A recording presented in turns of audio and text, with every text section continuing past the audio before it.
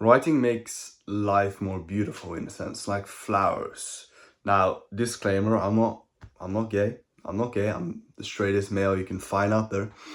But I will say still that writing is beautiful because since ever since I began, I feel like my senses have sort of like opened up, that I notice smaller things, tiny details which I didn't previously notice.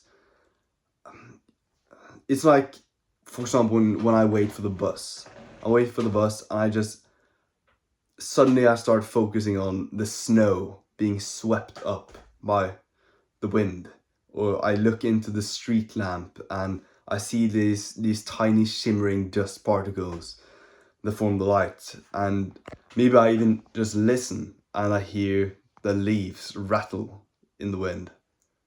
It's stuff like that I didn't previously notice or care, or yeah, it didn't just, I didn't recognize it at all. I didn't hear it or see anything of life. I was constantly stuck in my own problems that just swirled around in my own head, wondering how, for example, in a different case, when I was in high school, I stood by the bus stop and waited for the bus, and the only thing I could think about was how other people was thinking about me. But that has sort of changed since I began writing, and also just becoming more confident by actually doing habits like writing or going to the gym and doing all of these good habits. It just gives you a sort of confidence that you later start letting go of what you think people might be thinking about you, and you start looking at the things that matter. You start thinking about your goals. Me personally, as a writer, I love just listening to sounds, just looking at the world. For example, I often have a tendency to, while I'm waiting at the bus stop, I don't pick up my phone and go onto Instagram or anything like that. I just literally stand still for 10 plus minutes if I have to wait that long. And I just look into the sky. Often when I'm going home from the gym, it's quite dark. I live in Norway, so I guess it's a country that gets dark quicker. And I just look up in the sky and I see some stars. Maybe I see a plane. I try to listen for that plane. And that has enriched, that's not a word. That has made my own life more rich in a sense. And I also, after I've written, I often open up that window and I take actually a Harry Potter book and I just listen to nature.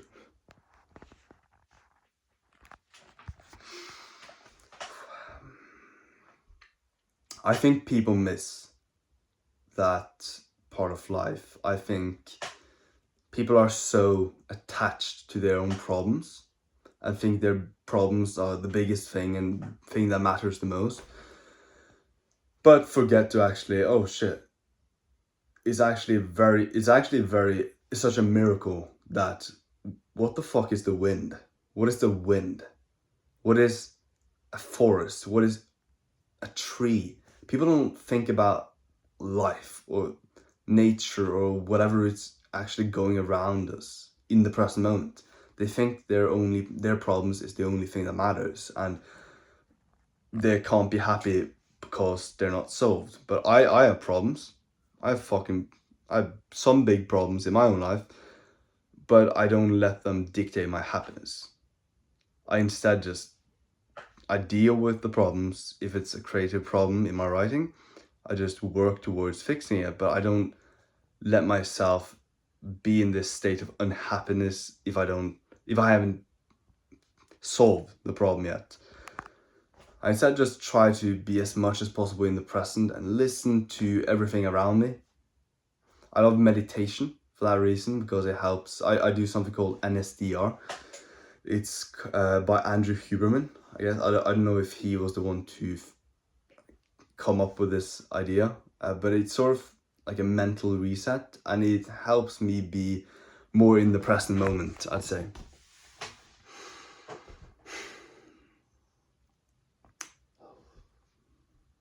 So I don't yeah, I think there's a lot of people that miss out on life in a sense. I think writing is a very good way to pull yourself back to your senses and start using your own senses in the real world as well. Sort of practice. You have to, when you write a scene, for example, you have to put yourself in a scenario where your main character has all of their five senses, and they hear things, they see things, and you have to sort of like figure that out. What is it that the main character is going through?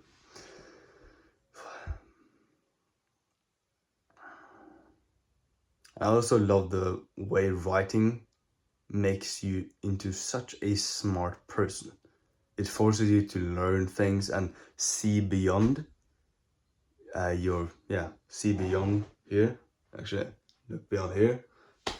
That's what you have to do as a writer. You have to take it a few steps further to figure out, oh shit, how does actually this place in the world look like? For example, I'm making my story around being in Norway, my main character going to Norway, being dragged away from England to a warrior school deeply buried inside the forests of Norway. And I have to figure out, oh shit, well, how does Norway actually look like? What does this place look like? What kind of animals lives here? What's the different sounds? How does it look like? Yeah, I said that already. And that's very interesting. You're also forced to do a bit of research, and you have to push yourself mentally so fucking hard.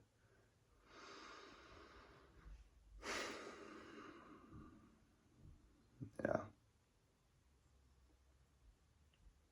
Writing is fucking beautiful. I think that's a big, big part of life, seeing the beauty in it. It sounds like I love flowers, but I really don't. But I love writing, so I'm gonna continue doing that. So I'm gonna end the video here.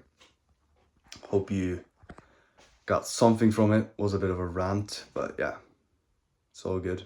Take care.